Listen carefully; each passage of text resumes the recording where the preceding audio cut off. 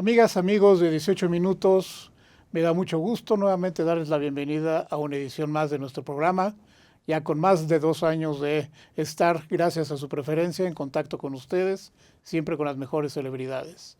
Y por supuesto, Mauricio Reynoso saludándoles, director general de AMEDIR, acompañado de mi gran amigo, CEO y fundador y CEO, como ustedes gusten, mi buen amigo Pancho Rodríguez. ¿Cómo estás, mi querido Paco? Encantado, mi Mau. ¿Mm? Aquí con un gran invitado y pues con el placer de estar contigo otra vez. Un gran invitado que nos está acompañando desde Argentina y él es Ezequiel Kieskier. Él es socio fundador de Olivia. Les voy a dar un breve resumen de su semblanza, es bastante amplia su trayectoria. Hoy Ezequiel es socio fundador de Olivia, una compañía con más de 13 años de historia, oficinas en más de 10 países y especializados en transformación organizacional. Es también coautor de Crisis and Company y ha invertido sus últimos 18 años en especializarse en procesos de transformación cultural de alta complejidad, procesos de adquisición y fusiones, transformación digital, como decía, innovación, liderazgo, etcétera. Habitual columnista en varios medios de Latinoamérica. Es un speaker internacional en temas de management, cambio, etcétera. Y además es un coach también de CEOs, acompañando procesos de cambio en términos de cultura y en términos de crecimiento en el desarrollo de habilidades directivas. Bienvenido, Ezequiel, qué gusto tenerte por aquí. Hola, ¿cómo están? Muchísimo gusto estar con ustedes y siempre agradecido por la invitación. La verdad, un placer. Gracias, Ezequiel. Pues mucho del motivo de la conversación hoy contigo derivó en un encuentro que tuvimos hace unos meses sobre el estudio que realizaron a través de tu firma. Danos un poco del contexto del estudio y de ahí empezamos a conversar contigo. Excelente. Bueno, gracias Mauricio por la pregunta. Eh, Me acuerdo, este estudio que se termina de convertir y cristalizar empezó con analizar lo que fueron las crisis eh, repetitivas y supeditadas en Latinoamérica, les diría desde el 2018. Básicamente, la primera crisis que nos llamó la atención fue la que se dio en Chile, ¿no? Cuando se da esa explosión social en Chile y empieza a gestarse un cambio profundo en el tejido social, económico y político de la sociedad chilena. Y un poco lo que nosotros nos pusimos a observar y a comparar entre distintos países era cómo reaccionaban los empresarios, las compañías y los colaboradores de las compañías en distintos procesos de crisis. ¿Sí? Y llamativamente, ustedes sabrán, como bien decían en la presentación, vengo de Argentina, que es quizás una crisis tras otra ininterrumpidamente, lamentablemente, en los últimos 20 o 30 años. Entonces, les diría, lamentablemente, hemos desarrollado una gimnasia para vivir en crisis, ¿sí? Pero cuando uno lo comparaba con la crisis chilena del 2018, venían de casi 30 años de sostenimiento de crecimiento económico y estabilidad. Entonces, bromeaba con mis socios chilenos, donde también tenemos una oficina, es qué distinta es la reacción de alguien que está acostumbrado a vivir en procesos de crisis de alguien que no, ¿sí? Y cómo esto repercutía en las distintas situaciones. Entonces, básicamente, entre el 2018 y 2019 empezamos a formular lo que era una teoría, de alguna manera, sobre que en un proceso de crisis o de alto nivel de incertidumbre se podía también capturar oportunidades en ese proceso.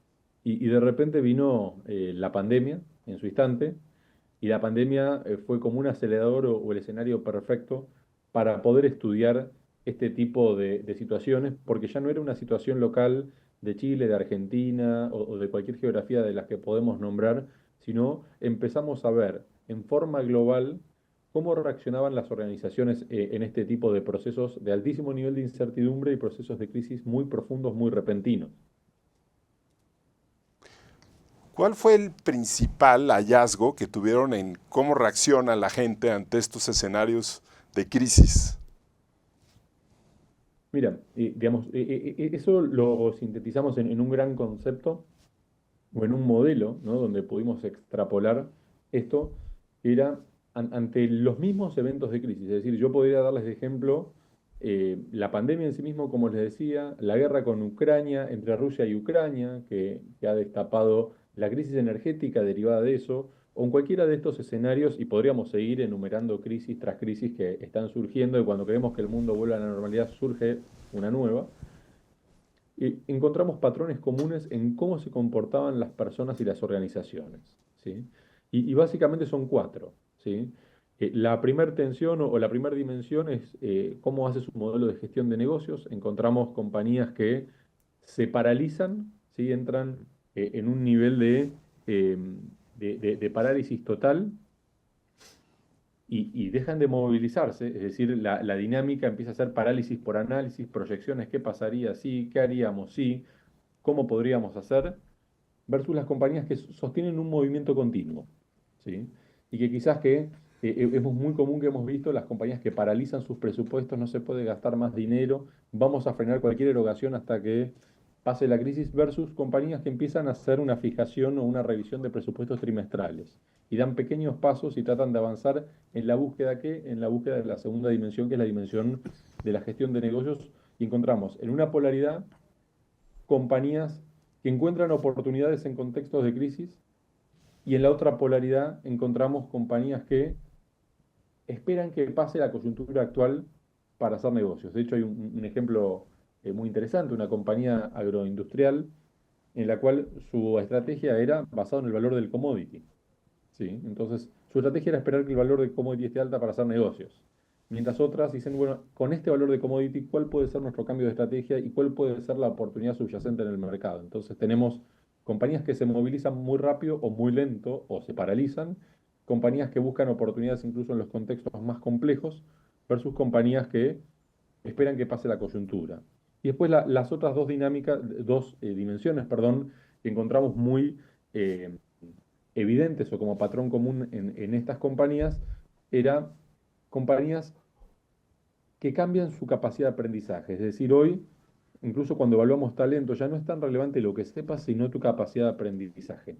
El lifelong learning, es decir, la capacidad de seguir aprendiendo de por vida, la velocidad de aprendizaje en estas compañías que han sacado ventaja de los procesos de crisis o de altos niveles de incertidumbre, muestran una learning company, una compañía que aprende constantemente y aprende a una velocidad nunca antes vista, mientras que las compañías que se quedan más fijas en ese sentido, en este modelo, encontramos compañías que tienen un modelo de capacidades, un set de skills, y son esos los que pueden movilizarse y se pueden mover poco de su set de capacidades. Y finalmente, un tema muy común también tiene que ver con la gestión emocional en el proceso de crisis. Fundamentalmente del equipo de liderazgo encontramos personas que levantaban la bandera con una muy buena gestión emocional de personal y de sus equipos, versus la crisis existencial que encontramos en este segundo pelotón de compañías, donde ¿por qué nos pasa esto a nosotros?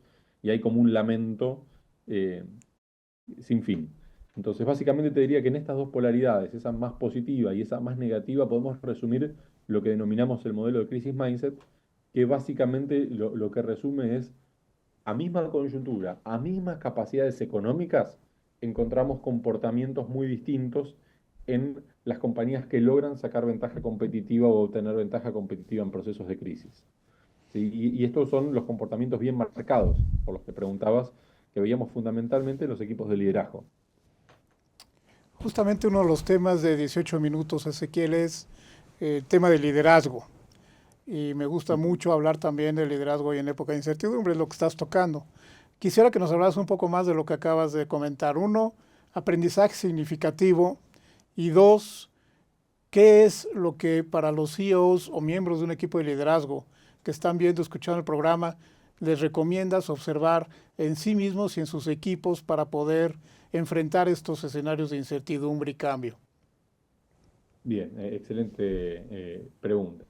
Básicamente, en términos de liderazgo encontramos, y en este estudio que originó este libro Crisis Co., encontramos dos perspectivas interesantes que son rasgos comunes de los líderes, ¿no? Digamos, obviamente, atrás de cualquier modelo cultural, atrás de cualquier compañía exitosa, están líderes que son role models o ejemplos a seguir en determinadas dimensiones. La primera perspectiva, encontramos un set o identificamos un primer concepto que tiene que ver con la integridad, ¿sí?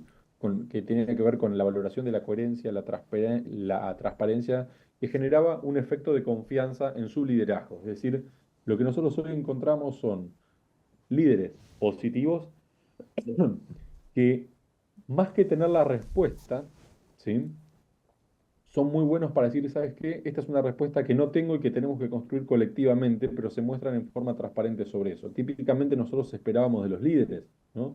La generación X, los baby boomers, es que el líder tiene las respuestas. Y cuando vamos más a los segmentos más jóvenes, a los millennials a los centennials, a los alfa y a las nuevas generaciones que están por venir, valoran mucho más la autenticidad y la transparencia de quienes los lideran. Y estos, en contextos como la pandemia, que eran contextos nunca antes vividos, por lo menos en la historia moderna, en términos de management, es decir, ¿sabes qué? Tenemos que construir una respuesta y ser un líder más as coach y mucho más adaptativo. Es decir, ser la segunda característica son líderes que han sido pilotos del estrés de la organización, ¿sí? Bajo modelos comúnmente de liderazgos adaptativos, pero también esa combinación con cierta audacia y coraje, ¿sí?, para liderar en el proceso. Y, digamos, otra característica también de este subconjunto de líderes fue la orientación al servicio. Esto es decir, que el líder no es quien más sabe, sino quien se pone al servicio de la organización. A mí me parece una serie fantástica también para compartir, por ejemplo, New Amsterdam, ¿no? No sé si recuerdan uno de sus protagonistas, que era esa clínica médica, ese hospital en los Estados Unidos, que quien lideraba llegaba y la primera pregunta que le hacía es: ¿en qué te puedo ayudar? ¿En qué te puedo servir? ¿Sí? Hemos encontrado un nivel de orientación al servicio, de liderazgo al servicio, en estas compañías que han logrado capturar aprendizaje con la asunción, la creencia que el equipo tiene el potencial y su misión es poder explotarlo, ¿sí? Y por último, un nivel de responsabilidad en la cual, más allá que delegue autoridad, que se ponga a disposición y que promueva y se haga cargo con audacia y con coraje sobre esa misión que tienen que hacer, asumen la responsabilidad, y eso es algo imitado por su equipo de management, y tiene la capacidad. Vieron que durante los últimos años nosotros escuchamos y recibimos, ¿sí?, sobre la importancia de la horizontalidad.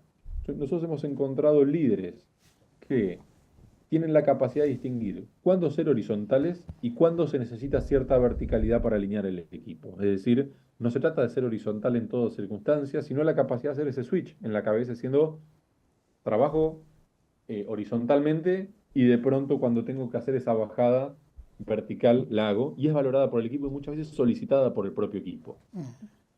Entonces esas son, si quieres, un resumen de algunas características que encontramos en cuadros de liderazgo frente a procesos de altos niveles de incertidumbre y crisis, que empiezan a ser casi un patrón común en la mayoría de las compañías que hemos logrado analizar. Antes de ceder la palabra ahorita a Pancho, quisiera retomar lo que comentabas de New Amsterdam. El tema de en qué te puedo ayudar. Eso implica, dirías tú, que hoy los líderes debemos de tener un toque de humildad. Sí, Mauricio, yo creo que sí. Creo que en un mundo tan complejo y tan acelerado, ¿no? Si nosotros pudiéramos analizar, digamos, cómo se están acelerando las tendencias, yo esto lo pongo siempre con algo que calculo que nos atraviesa a todos, como la inteligencia artificial. ¿Cuántos CEOs de compañía hoy, de compañías world class o pymes de México, pueden decir que son autoridades expertas en inteligencia artificial? ¿Sí? Y tú tienes seguramente mucha más sensibilidad, pero yo me atrevería a decir que muy pocos, ¿sí?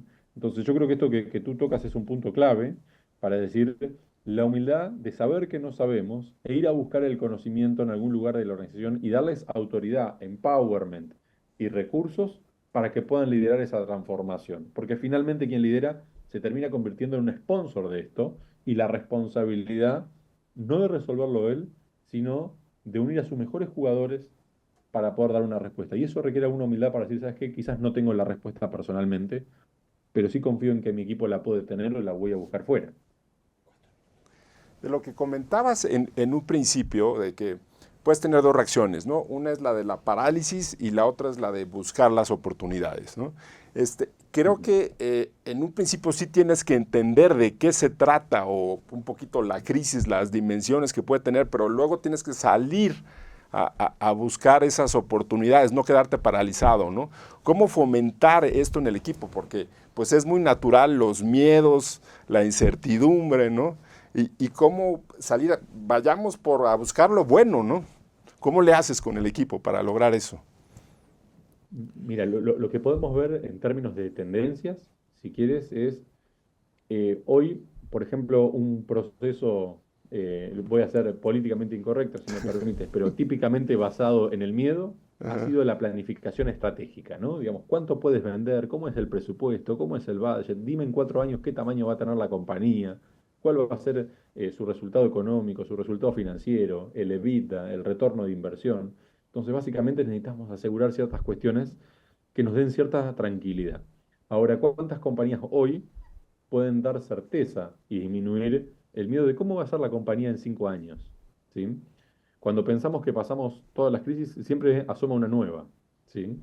Entonces, sí, lo que vemos en términos de tendencia es que las compañías están abandonando elementos clásicos de planeamiento estratégico para poder dar certezas y los reemplazan por eh, herramientas que les permiten calcular dónde están las oportunidades de una forma menos convencional. Hemos visto mucha la irrupción de metodologías como el foresight o la prospectiva, ¿sí?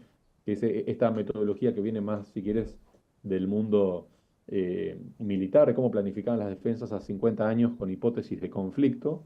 Y hoy en día vemos muchas compañías que están utilizando esta metodología para decir, bueno, ¿cuáles son los escenarios potenciales que podemos afrontar, teniendo en cuenta las señales, las tendencias, el ritmo de avance del mundo y en las direcciones que está avanzando, y sobre eso suponer con qué tipos de contextos se van a encontrar?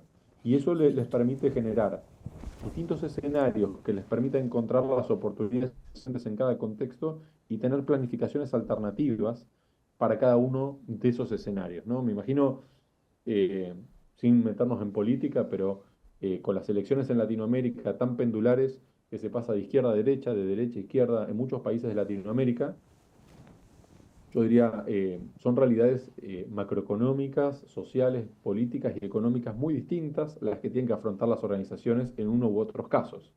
Entonces lo que encontramos son compañías que se preparan para distintas variantes de situaciones que podrían existir. Muy bien. Pues Ezequiel, el programa se llama 18 minutos y te tengo una noticia, son 17 minutos y medio ya. Así que nos toca pues el punto de terminar. Nos quedamos con varias preguntas todavía aquí en el cajón, pero ya habrá oportunidad de volver a platicar contigo. Te agradecemos mucho que hayas dedicado estos 18 minutos a conversar con nuestra audiencia y esperamos verte en otra oportunidad. Pancho. Muchas gracias, Ezequiel. Un placer hablar contigo sobre algo cada vez más frecuente, la incertidumbre, los riesgos y las crisis. Y el papel de los líderes para enfrentarlo. La parte fundamental. Nos estamos viendo entonces, Ezequiel, y amigas, amigos, gracias por haberse unido a esta edición y los esperamos en la próxima de 18 minutos. Hasta luego. Adiós, Ezequiel.